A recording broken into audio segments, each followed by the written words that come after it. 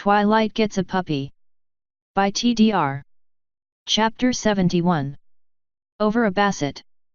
Part 4. One explanation of the situation later. Think.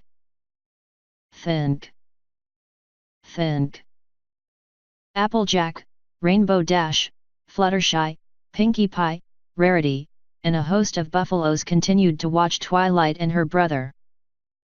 Think. After the discussion, Ross had screamed out and promptly flopped down on the ground and pulled his coat over his head. Annoyed mutters and whining were heard from under it. Twilight on the other hoof had started smacking her head against a nearby totem pole and had put a nice-sized dent in the lowest image of what seemed to be a hawk. Think. Neither of them seemed to be willing to explain themselves any time soon on their own. The other mares quickly went into a huddle, which was rather easy given that Fluttershy had pretty much tackled Pinkie the moment she saw the pink mare was okay and hadn't really let go just yet. There was some muttering, pointing at one another, and with a few more mutters and questions, the five drew straws to see who would be stuck asking the pair what was going on. Applejack lost because Dash cheated. "Alright, that's enough, you two. Chwi, quit damaging some else's property and tell us what the hay is going on with you two." Applejack sighed, opting to just get it over with. Granted, she did this from behind Rainbow Dash, who she held in front of her like a shield in case something happened, much to the cheating Pegasus's annoyance. "Applejack, how long has Princess Luna been free?" Twilight asked, though at least she stopped smacking her head into the wood. Well, the summer sun celebration was 'bout 5 months ago now, so 5 months. Applejack concluded, keeping the squirming cyan pony between her and the strangely calm purple one. "Right. And with what you know of her, how do you think she's taken to simply letting her sister simply continue to run things?" Twilight asked. "Given that uppercut she gave, probably not well," Applejack admitted. "Right, now then. Picture both sisters arguing over something, both of them having valid points in their choice and neither willing to back down. Got it? Good. Now also add in that neither of them wants to fight over anything serious again after what happened last time. Who do they call to help them solve their differences?" Twilight continued. "An advisor," Applejack guessed. "Princess Luna doesn't trust anyone who works with Princess Celestia not to take Princess Celestia's side out of habit." Twilight grumbled. "Oh, okay," Applejack commented, dropping Dash finally. "That don't explain much unless—" "Oh. Oh no. Oh, yes. Anytime the pair has a spat or disagreement, they send me a letter or just show up at my house to ask me to decide for them." Twilight grumbled. "Princess Luna trusts me because I saved her, and Princess Celestia still considers me her student, and she had me doing some light legal work before I came here as part of my classes." "Oh dear, what about Moon Dancer?" Rarity asked. "Wasn't she helping Princess Luna adjust to the modern age?" "She was," Twilight said against the wood. "For the first few months. But after they teleported in unannounced one night with an argument on whether or not chocolate cake was better than red velvet cake. They arrived while Moon Dancer was entertaining her new cold friend, and they decided then that perhaps someone else might have the free time they needed when they had issues. Caught 'em with a bit of the old in and out, hey?" Dash snarked, getting a swat to the back of the head from Rarity. "Pretty much. It also hurried their choice of a new mediator that Moon Dancer somehow managed to throw both Alicorn princesses out of her house physically hard enough to do damage to her neighbor's wall. She then warded her house against intruders so heavily that no one can even see it anymore from outside. I really need her notes on that." Rarity blinked. "Good for her on getting a cold friend. That's a silly question anyway. Red velvet cake is chocolate cake after a chemical reaction with vinegar." Pinkie Pie snorted. "So now that that has been explained, also do note that the pair of them argue like siblings in their teens." Twilight went on. Rarity, Applejack, Pinkie Pie, and a few buffalo winced. Then add in this grandmother nonsense Princess Luna has with Ross, and they both have been practically living at Golden Oaks for the last month, complaining and eating all my ice cream. Twilight screamed. And now, we have a modern edict from Princess Celestia, competing with an ancient proclamation from Princess Luna, a mare, who I might add with no small bit of disdain, never kept any records whatsoever of what she did. Ross whined from under his coat. Right, we came out here to get away from that crap for a few days, and we're in the middle of it again. Twilight tossed her hooves in the air with a curse and fell onto her back. Ah, wondered why you two were so gung-ho about getting out of Ponyville. Applejack commented. So, what's the plan?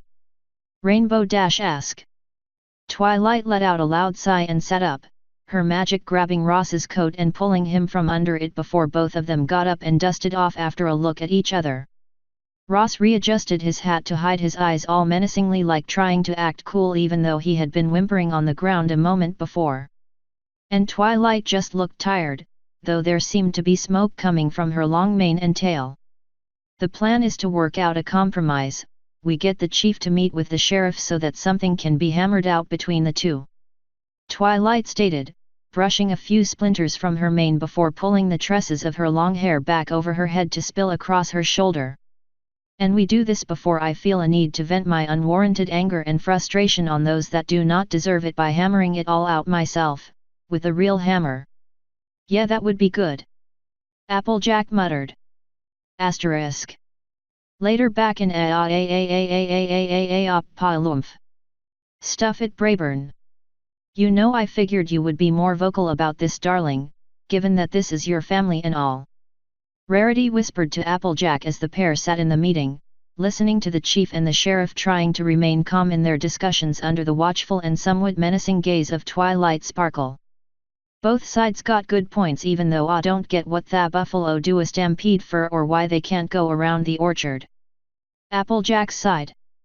I wanna side with Merkin, but they both make good points, and I don't like that idea that the land might be stolen. Valid points. I suppose that movie we watched back in Town Hall made you consider this. Rarity pondered. Not really, that thing was more annoying than anything else, burnt my biscuits at how insulting it was too, but again I could see where I went wrong there with Zecora, and I'd rather not do that again, so I am staying out of this. A wise choice. Rarity nodded. Also, Twilight currently scares that tar out of me and I ain't want none of that. Also, a wise choice. Asterisk. Much later. That went surprisingly well. Fluttershy stated, breaking the silence as the group sat around a table in the town's only tavern, inn, having a snack of some of the excessive pie that had been made for some reason. Weren't much to it either. They just had to clear a path out of the middle of the orchard. Trees ain't got time to put their roots that deep yet, they'll lose a bit of a harvest, but it ain't enough to cause a fuss. Applejack pointed out, waving a fork with a bite of pie on it around. The fact the stampede happens at just the right point in time to help shake loose the harvest ain't a bad thing either. Bork. Ross snapped, downing a whole slice of pie in one bite. His fourth, but at least there wasn't a mess. It wasn't that bad. Pinkie Pie muttered, getting a glare from the others after her little song and dance number nearly caused a riot in the middle of the negotiations. Only the particularly scary unicorn and large canine with her kept the talks from collapsing completely. Darling Sweetie Belle's last talent show when she tried to juggle plates was better planned and executed than that. My dear Opal sounds more musical when she is bathed. Rarity sighed. My current concern, however, is Twilight. Twilight questioned with a mouthful of pie, her muzzle already a mess. She swallowed hard, wiping her face off with a napkin. What about me? You got like super pissed and threatened to like explode everyone. Rainbow Dash waved her forelegs in the air, splattering the table with pie. She was the only reason no one called Twilight out on her table manners, as the Pegasus was worse, not that Pinkie was much better. Woof. Ross pointed out. How does taking her frustration and anger out on everyone differ from blowing every pony up? Pinkie Pie asked. Bark. Ross added, pointing at himself. Well, I hope you're still alive. Fluttershy muttered. What Fuzzball is trying to say is, when I get frustrated that tends to turn into anger pretty quickly. Twilight sighed. Depending on how big of a frustration it is depends on how angry. But Ross is pointing out that he's still alive and no one annoys me more than him and Spike. Darling, that is not a valid reasoning. Spike and Ross are both ridiculously tough. We've seen Spike fall off a ladder and hit the ground without so much as a scratch. It took him being thrown through a tree and into a chicken just for him to be a little dizzy. Rarity muttered. And we all watched you tackle Ross down a flight of stairs, not to mention seen him plow through a line of fence and a building with no damage. And as for you, we have seen you flung about as you three brawled. Not to mention all the times I slammed into ya. Let's face it, you three are nuts, awesome, but nuts. Dash agreed. We ain't got any issues, but we're a bit worried ya might wind up hurting some pony at some point. Applejack added. Bork. Ross added. Just because she hasn't yet, doesn't mean she might not accidentally do it. Fluttershy added. It's fine, Ross, I understand. Twilight stopped him before Ross could protest. Look, I've been down here for a few months now. Everything's still new and I'm still adjusting to it. I'm also adjusting to the fact my teacher used me for her own ends. Luna's keeping something from us about Ross that could be vital. Spike's in school, and I'm stressed 90% of the time now. It used to be I could just sit in my room and read for hours without being disturbed, or in my dorm room and research anything I wanted at any given point in time. Now I don't have time for anything like that before the crisis of the week shows up. The others looked around at each other, then back to Twilight. I'm working on it. I've read some interesting books on mediation, but I know I'm gonna be touchy for a while. Twilight sighed. I'm sorry, just bear with me, a lot of stuff has happened really fast. And I've never really been used to dealing with ponies. I think I'll get ya sugar, but keep in mind we are here for ya if ya need help. Applejack stated. Rarity and Dash nodded in agreement while Pinkie and Fluttershy both hugged Twilight. Ross simply smirked. While it is all well and good that you recognize the problem, we do need to work on it while it is fresh in our minds. Something to calm you down so you are not as frustrated all the time. Rarity considered. The spa does wonders for me. Aloe does a wonderful deep tissue massage.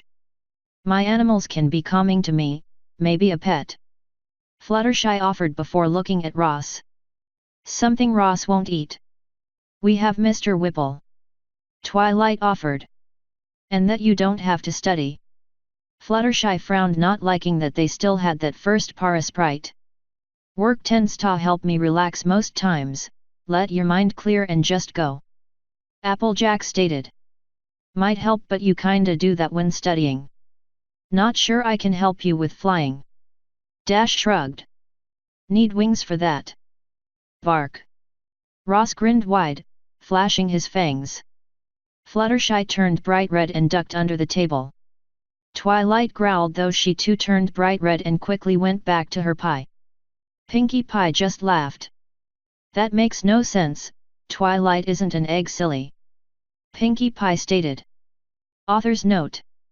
Something that should have been addressed earlier, the others getting worried that Twilight tends to get angry far too often, while this is the first time they've seen her get violent or threaten anyone other than her brothers, it was worth bringing up.